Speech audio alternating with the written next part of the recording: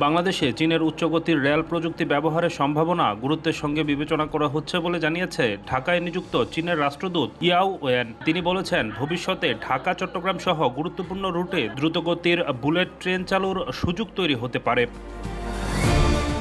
শনিবার রাজধানীর pan Pacific Sonargaon হোটেলে বাংলাদেশ চীন মৈত্রী সমিতি আয়োজিত এক সেমিনারে বিশেষ অতিথির বক্তব্যে রাষ্ট্রদূত এসব কথা বলেন। অনুষ্ঠানে প্রধান অতিথি হিসেবে উপস্থিত ছিলেন স্থানীয় সরকার, পল্লী উন্নয়ন ও সমবায় মন্ত্রী এবং বিএনপির মহাসচিব মির্জা ফখরুল ইসলাম আলমগীর। বাংলাদেশ চীন সম্পর্কের নতুন সম্ভাবনার রূপরেখা তুলে ধরে রাষ্ট্রদূত বলেন, বাংলাদেশ ও চীনের সম্পর্ক বর্তমানে ইতিহাসের অন্যতম সেরা পর্যায়ে রয়েছে। সাম্প্রতিক উচ্চ পর্যায়ের সফর দুই দেশের কৌশলগত অংশীদারিত্বকে আরও শক্তিশালী করেছে।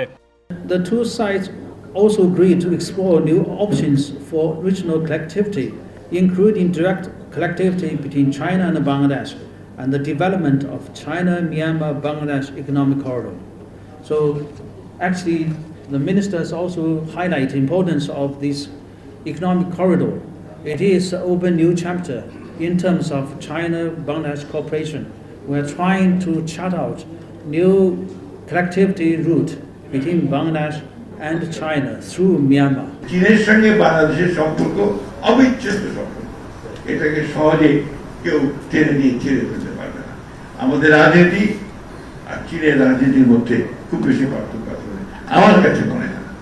আজকে দেখুন আপনার গোটা পৃথিবীতে চীনের যে রাজনীতি, সেই রাজনীতির দিকে কিন্তু আমাদের মতো দেশগুলো যারা আমরা একটু কম শক্তিশালী, দুর্বল, আমরা কিন্তু একটা বাধ্য হয়েই আমরা কিন্তু তাদের দিকে যাচ্ছি। ব্যবসা বাণিজ্য, আমাদের সিকিউরিটি, সব প্রশ্নে আমরা যাচ্ছি চীন আর সেই জায়গায় নেতৃত্ব। আমি এই কথা বারবার বলেছি, আমাদের বিভিন্ন বক্তৃতায় বলেছি যে China should take the lead, চায়নাকে লিড দিতে হবে, নেতৃত্ব দিতে হবে।